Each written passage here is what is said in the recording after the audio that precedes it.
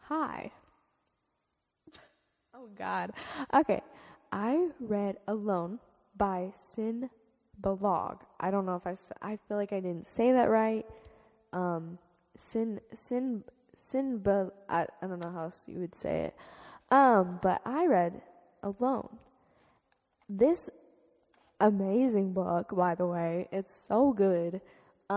Personally, probably my favorite book I've ever read of all time. That's not that many books, but that it's a pretty good book.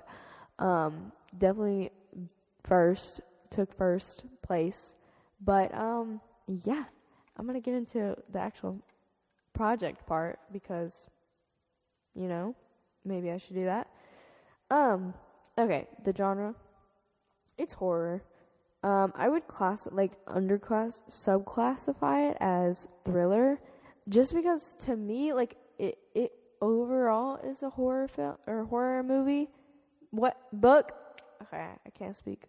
Overall, it's a horror book, but subcategorizing it, definitely thriller. I know that doesn't make sense because you wouldn't think that there's like a subcategory for horror, but this one's sort of like a thriller kind of feel to it because it doesn't necessarily, I don't know, it's so more suspense and tension built up rather than actually having scary parts, if that makes sense. I feel like that doesn't make sense, but we're gonna go with it. There's a lot of tropes in horror, but I think the top 3 that this one had was, first, it was definitely the abandoned house, or being alone, because the house is a giant mansion. Half of it got burned or something. One of the wings got burned. And so it just is so creepy and blah, And of course, at this point in the book that you start in, it has its first snow, and because it's on a mountain, it's hardcore snow, so it of course traps them in, and so then it gets the other kids to come in, and it really creates that setting. The other one is splitting up. When they go into the scavenger hunt for Seda, it actually they just all split up because that's their whole thing is that it's on teams. So that one is a big cliche. And last but not least, cell phones. They have cell phones, they just can't use them, of course, because they're in the mountains. So they can't call for help. Seda already complains about it in the beginning before any of the quote-unquote horror happens because she's a teenage girl from a different area than that. And she's used to being able to contact people and to, come in contact. I don't know. She's just used to having her cell phone. So, of course, she complains about it in the beginning. So you kind of have that set up for you. And then when the other kids, get there, they want to use their cell phones to, call their parents or something. And, of course, she's like, well, you can't. They don't work up here. We have no reception. So there's just no point. The theme, honestly, I'm gonna be honest, I don't know.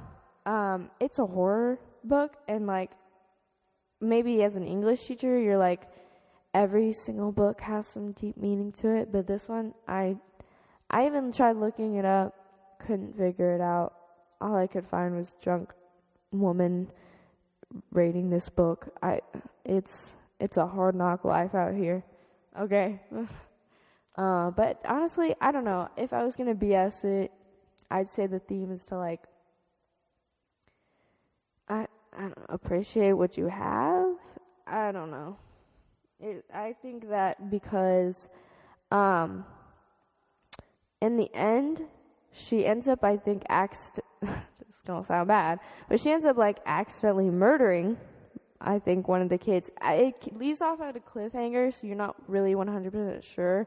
But all you know is that she thought that somebody else was this kid, so she pushed him into this, hard to open freezer, because it's an industrialized freezer, and she pushes him in there, ends up locking him in. But you're not, like, she kind of thinks it's somebody else, and then she ends up going out and finding out that it's all fake and that they're actors, and then she's kind of like, oh, shit, like, I just locked that kid in there, and that's kind of where it just ends, and she's like, oh, wow.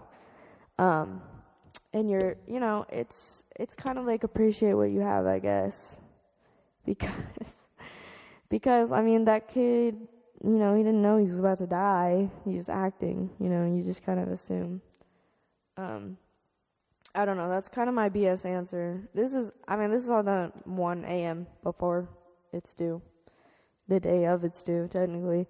But the critical theory lenses, honestly, I'm just going to go through all of them and sort of answer them because, again, like I said, this is a horror book and it just doesn't have a deeper, like, scratch under the surface sort of meaning to me.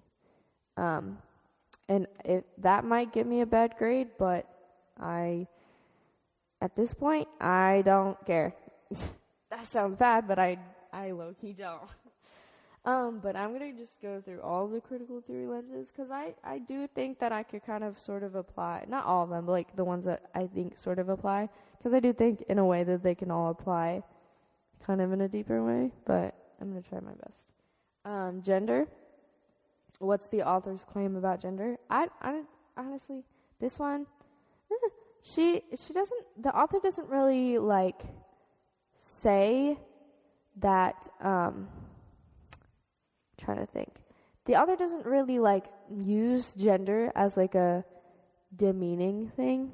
So, like, just because this guy is, like this big guy is, like, strong, I guess, he, it doesn't make him just seem more like he's got to protect her when she's scared, Like, he does because they, quote-unquote, like each other, but, like, she doesn't use the fact that he's, like, this big guy.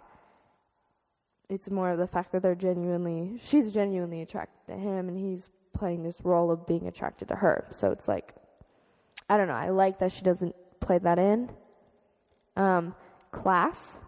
This one I actually do think can apply pretty well, because in the beginning, when she first meets all the kids, she is kind of told, because she lets them stay in this little a shed outside the house. So she takes them some hot dogs.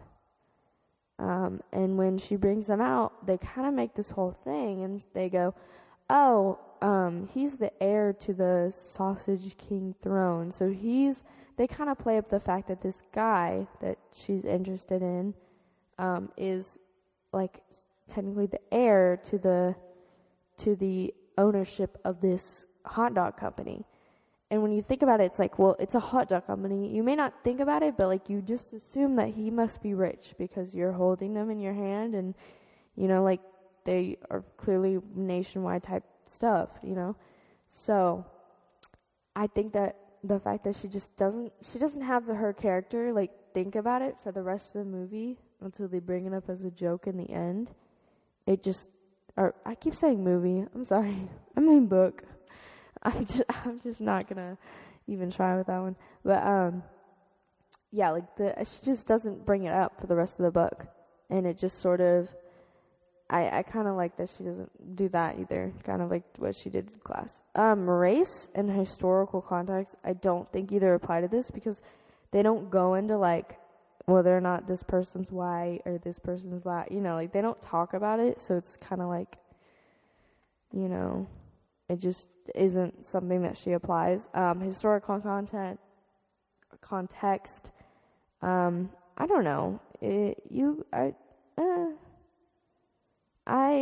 could, because she goes into the I guess you could. I really am making this stuff up on the spot. But technically the house is like Sada's mother inherits the house from her aunt and uncle who died. And I guess it does help because the house or the mansion was a murder hotel. Like, you would pretend to be kind of like Clue. Like, you kind of pretend to be like Clue, where all these different people are staying at the house and they're like famous and stuff, and they would just make up like famous people who like stayed there or something. And I mean, it kind of goes into it because when they get into the scavenger hunt, they don't realize it until they start seeing quote unquote murders. But Sada's mom, during the scavenger hunt, sort of put them into teams, and whatever costume they wore was went with the person, if that makes sense. Like, they had costumes that went with the people who were quote unquote living there or had lived there. And so that kind of played in later when they would find the people who, like, the kids murdered, and it would be the same way that those people were murdered. So that kind of works. Reader response. What does the reaction to or experience of the work lead you to infer about the author's message? Honestly, I was just genuinely really surprised with the outcome and like the whole like plot twist. Like, they were crazy. They just were. She was doing the most out here, okay? It was a wild ride because you just sort of, every little turn was like a surprise. Like, you don't even realize that they're, like, you see that they're dressed up and they've kind of talked you through all these, like, the house as they go along, they'll like read all these info cards about the people who live there. And then you don't like make the connection between the costumes and the like people until Seda points it out. So that's like a really interesting like thing, because like, I don't know, it's just they explain the costumes and then you doesn't even click in your mind until it's like pointed out to you. So that I thought was crazy, and it really just like, it really hit me. I don't think that really answers the question, but I guess it's just a good part about the book that I noticed. So yeah, that's my English project. It sucks. I know. Like, Lord, I know it sucks, okay? It's bad. But it's the best I got at 1 a.m., okay? I'm trying here. I honestly think it wasn't that bad, okay? So, just give me 100, please. It's not bad, but it's not the best. I can promise you that. But thanks for listening. Bye.